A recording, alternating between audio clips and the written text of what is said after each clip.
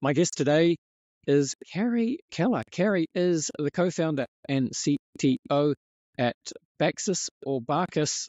We'll learn a little bit more about the difference today. But of course, BAXUS, it is a global marketplace for the world's most collectible spirits. There's a bit more to it than that. Looks fascinating indeed. Welcome to the show, Carrie. Thank you so much for having me here.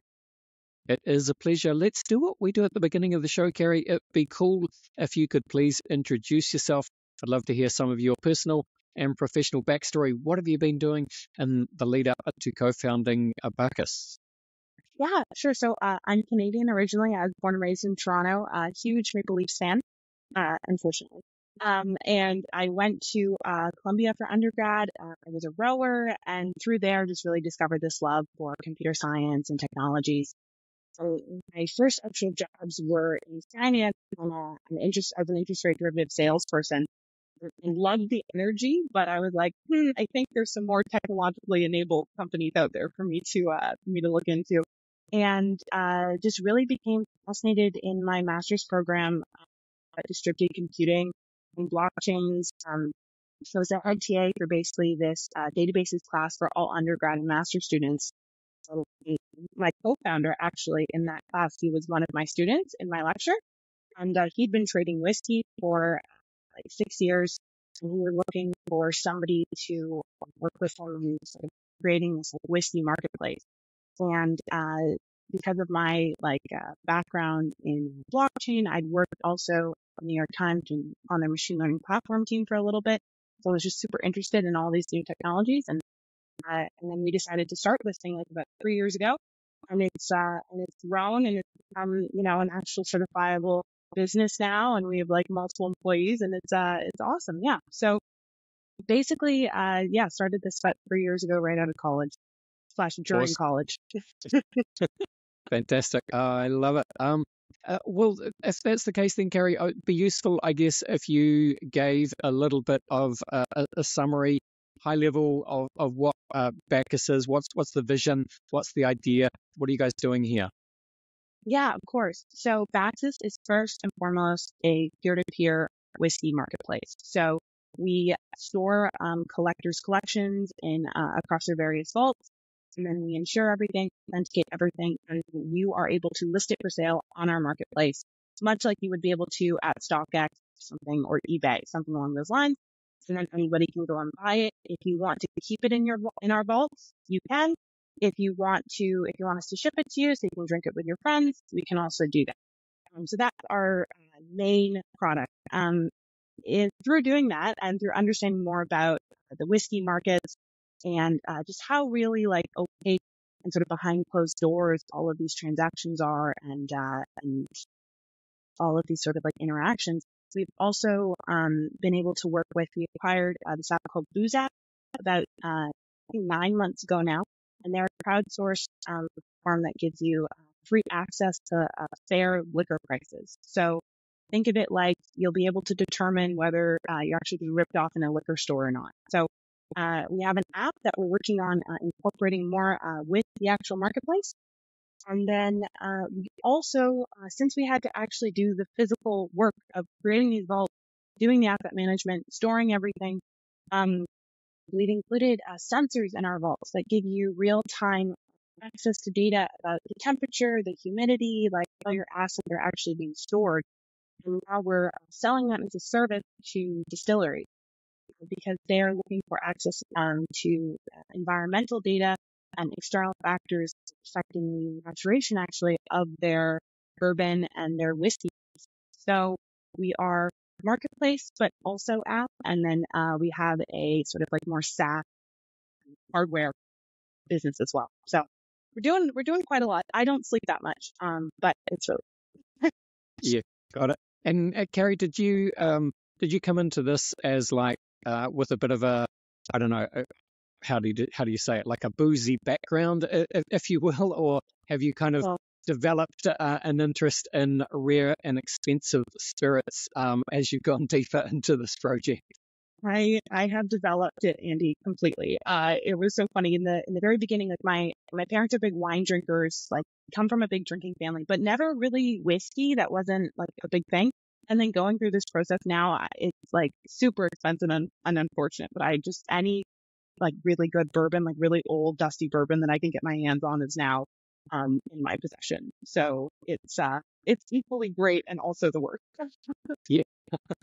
Yeah, I myself, I've been through a reasonably intensive, I guess, Scotch single malt phase that lasted about a decade. I drink less these days, but I did Yeah, really go down the single malt rabbit hole for a while, yeah. and bourbons as well. But even like I live in New Zealand, which is fairly remote. But if I Mhm. go to even I can go into a bottle store in New Zealand, and there's a reasonably good selection of single malts. Oh yeah. Bourbon, it's maybe a smaller selection, but I can still Yeah. find reasonable bourbons. But something like Mhm. the kind of higher end rare Buffalo Traces or something like that, they will never Yeah. come to New Zealand. So is it more the kind of the higher end rare collectible elusive bottles? That's what you guys are more all about finding and sourcing? Yeah. So I would say uh, those are just the ones that people really want to find that we're able to create a platform for. But when it comes to like bourbons or whiskeys, like we can work with any kind of bottle. Like we're just a peer-to-peer marketplace, right? So, if you have a bunch of like $30 bottles that you want to sell through our marketplace, like might not be the best place to do it, but go ahead. Nobody's stopping you. But it's interesting you bring up New Zealand because that's honestly that's the exact problem that we're trying to solve, which is that it would be amazing if there was a way and an opportunity for people globally to have access to all of these like rare and bespoke bottles, for like a present or like like some things like a special occasion, right? When you're not drinking for volume, it's just like a bottle to remember this by or something special. And so we're trying to open the access up, really, and like bring light into this sort of marketplace for the globe, not just for if you live in Kentucky or you live in Scotland, like somewhere really close to the actual like production of these bottles. Yep, absolutely. Well, tell us a little bit more about, I guess, the back end side of things. You're the CTO. I can Yeah, see. We're built on Solana. So just we explain are. a little bit of the tech, bit of the blockchain side of things, Carrie. It's my favorite thing to talk about. So thank you for asking. Yeah. So basically, think of us as a company that is enabled by blockchain. I wouldn't say that we're like a blockchain company, but we use it in order to solve the problem, which is allowing people access to these types of bottles. So, I found out about Solana in 2021. It was at the point in time that I was doing my master's degree, and I was just overwhelmed and amazed by their proof of history consensus algorithm. And I was like, I've never been big into like crypto or like the markets or betting or anything like that. But I was like, if you just read the white paper, you're like, okay, this is pretty awesome. Like they've truly like figured something out here. And so when it came to the creation of a marketplace, we knew that it needed to be really fast and we knew that it needed to be really, efficient and cheap. And those are the two things that Solana was able to provide. So we started development on that. And basically, all of our bottles, we tokenize all of our bottles, so they're all NFTs. We're using token extensions on Solana, which is like their new token program standard. And basically, when you buy a bottle in the marketplace, you're actually purchasing the NFT in your wallet on chain. The thing that I'm really proud of, and I think that allows everybody, not just like blockchain people, to get into our marketplace, but allows if you're just a connoisseur of whiskey, is that you don't need any prior understanding of blockchain in order to use the marketplace. So it's like Web 2 front end, Web 3 back end to the fullest extent. So you log on, you create an account with your email or Google, Facebook account, whatever you want. You have access to all these bottles. You can buy it with credit card. If you want to buy it with crypto and save some, processing fees, go ahead. But we also, allow credit card, ACH, Apple Pay, Google Pay, whatever you want. And then, if you've sold a bottle in the marketplace and you actually want to extract the funds, then you can withdraw it directly to your bank account. So the actual transactions happen in USDC, but you're only experiencing it as like, oh, hey, I've made some value for my bottle. Where should I extract it to? A crypto wallet or my bank account? So that's sort of the front end, back end thing. Yep, makes sense, Carrie. And people have always talked about using blockchain to, I guess, like in supply chains, right, to track the provenance of goods that are Totally. being transported around the world. And you can kind of see the use case there. You can see the value there, and you can see that would make sense in the case of with like what you guys are doing, like a rare bottle of whiskey or bourbon or something. So just Yeah. explain how that can help build trust, I guess, between two parties that don't know each other. How does your Yeah. platform help kind of, I guess, solve that problem of transparency, authenticity, provenance, all that kind of stuff? Yeah, thank you for that question.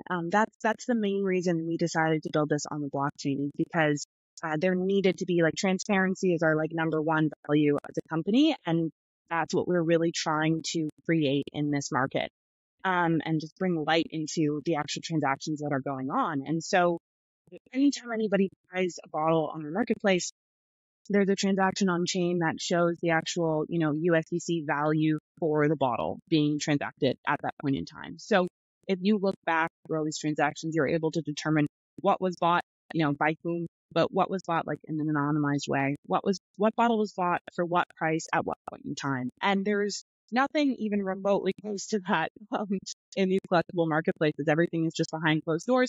And then people don't have access to their pricing. They don't have access to really understanding what the value of these bottles are. And then at the time they get ripped off by these like, sort of like know all like, data hogs. And so that's why we decided to build it on the blockchain, because allowing for you to see really like all of this data in this like open ledger just, creates, just allows people to feel, safer, honestly, making these transactions and, spending like, okay, like the market deems this bottle to be worth $200. Awesome. Like that's really fair. And I can see that. And so that from the actual like marketplace side, that seeing all those transactions was the number one reason. But the other thing that's just really cool about, the way that we built this is that through the actual sensor data, the like the external factor data, that's also on chain as well. Like you're able to tell the sort of the what external factors have been affecting either the safe storage of your bottle or the maturation of your cask. And so you're able to see the provenance of actually that external factor data as well as the trading history of the bottle. So we're basically reflecting all the actions that you could take or that you could see on chain, so that that's just always there for everybody to see forever. So I hope we're being at least kind of transparent Yeah, I what mean that. what's actually going on. Yeah, that's fantastic, and yeah, it feels like that is the way forward for Yeah, particularly carry the luxury goods market, right, or anything of value totally. really. But if people are investing a significant amount of money in some kind of luxury collectible piece of art, could be a high-end fashion item, or Yeah. indeed expensive spirits that are rare, then you do want that kind of provenance, and it's fascinating to see. I'm sure you've seen, a lot of the luxury fashion houses are doing similar kind of Web3 experiments at the moment. Can you kind of talk to that? Do you think it's a related trend? Is this going to continue? Yeah, I think so. I think the trend of, creating an NFT for something as like a marketing scam and it having no utility is closely, if not has died out.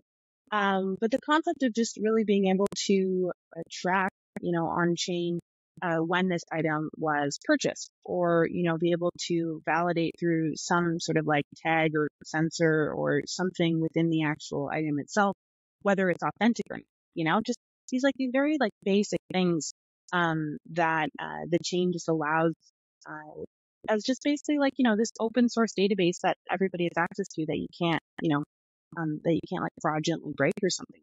So I definitely think moving forward, we're going to see a lot more of this, and we're going to see it not necessarily, at the secondhand authentication, but put in at the original production line.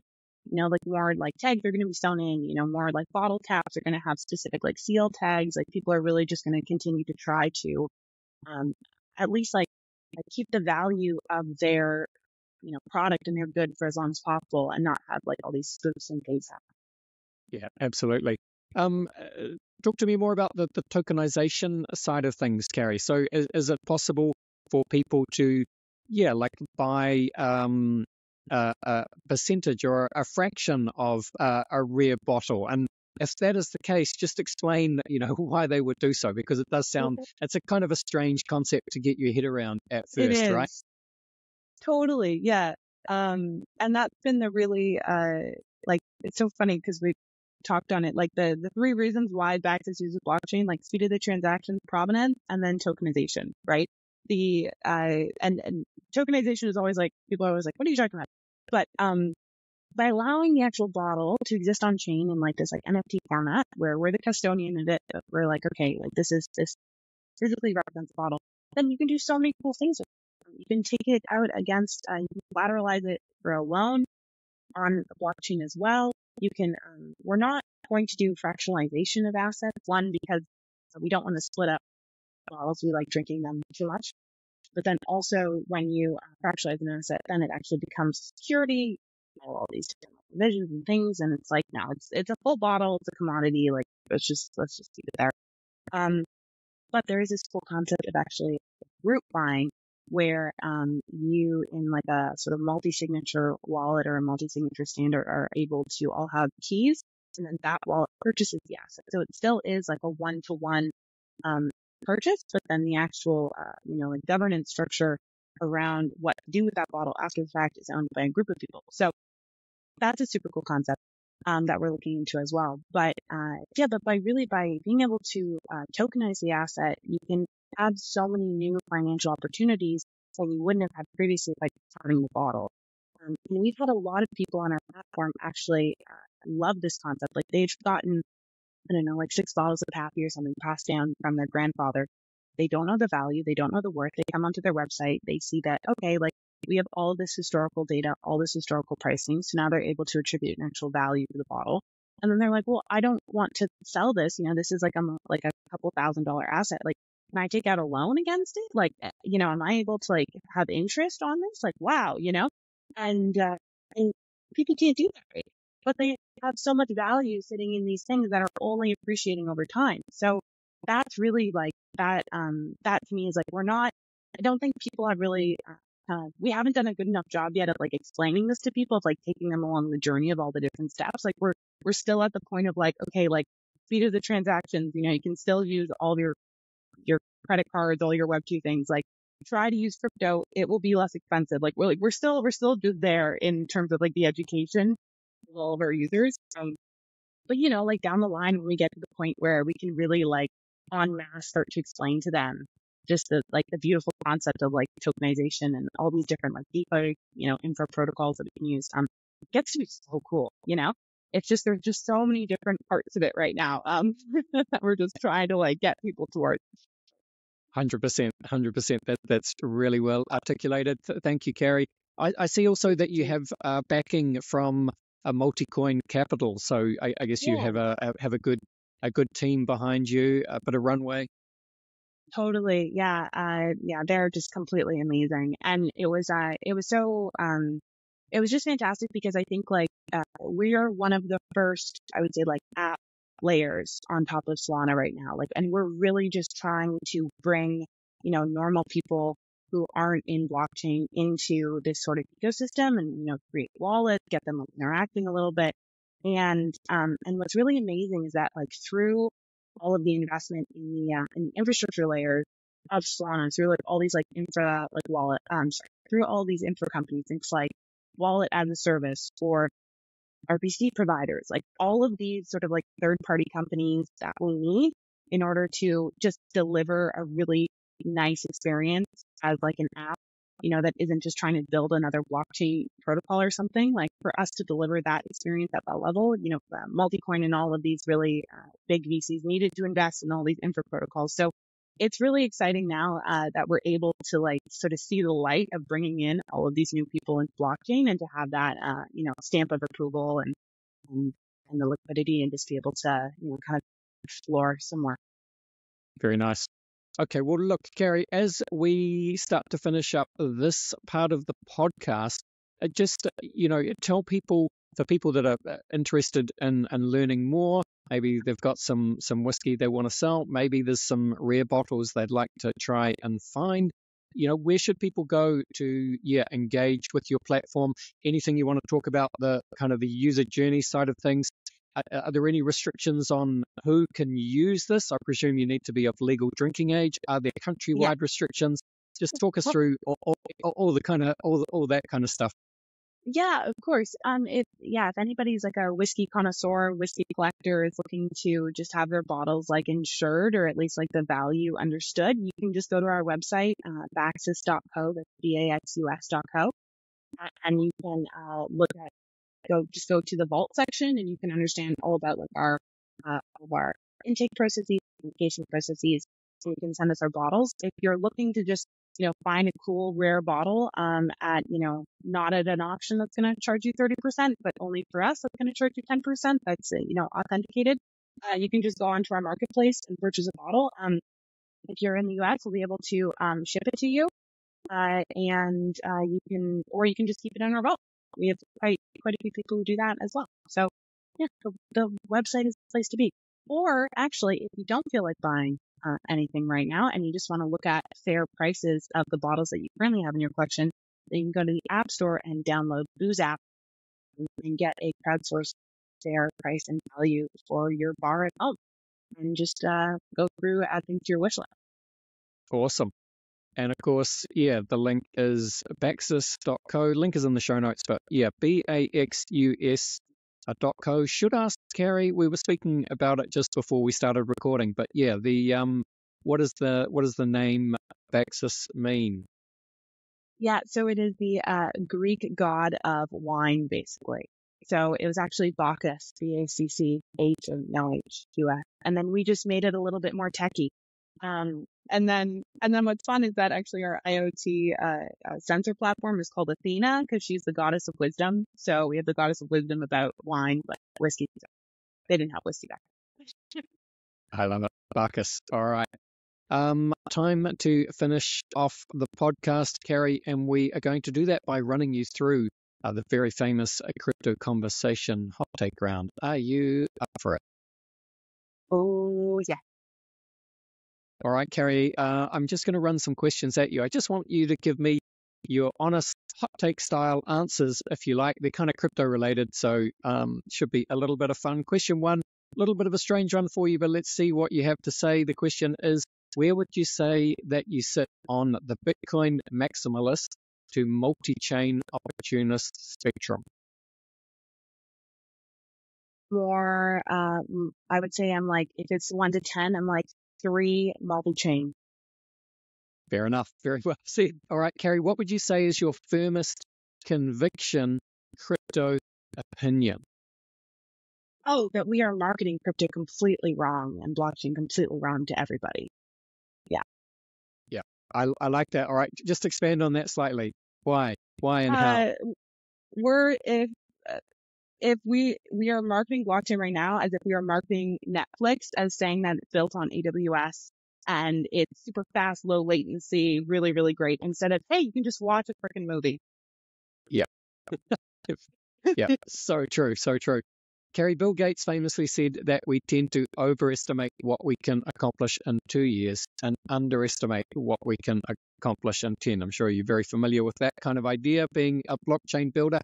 But with that in mind, 10 years is a long time. Look, anything you like here, Web3, BAXUS, what does it all look like in 10 years' time?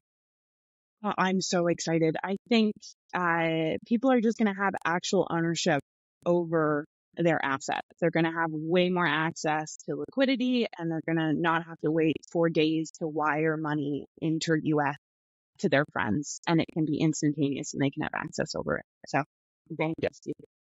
And hopefully by then we've sorted out, blockchain's marketing and messaging.